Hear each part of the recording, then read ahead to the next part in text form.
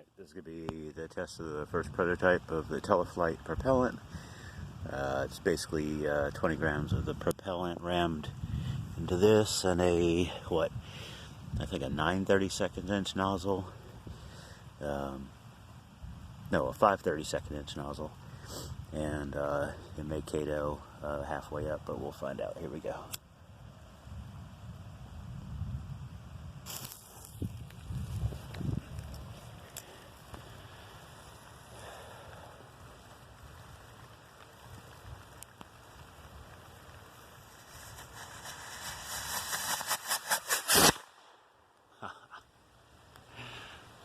And it's coming down,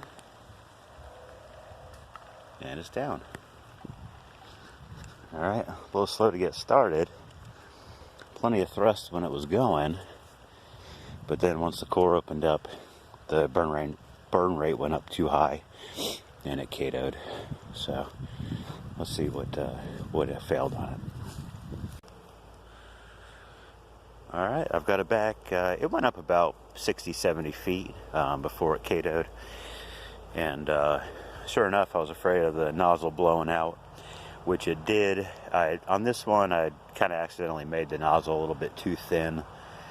It was probably only poured about maybe a 1/4 inch thick, maybe a little less than that. So it just didn't have the strength to take that kind of pressure load.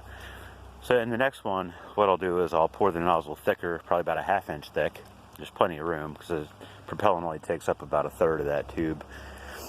And I'll also drill the nozzle out a little larger, and maybe I'll put a kicker in there to help start the engine faster. I don't know if that's going to be necessary or not, but we'll give it a shot.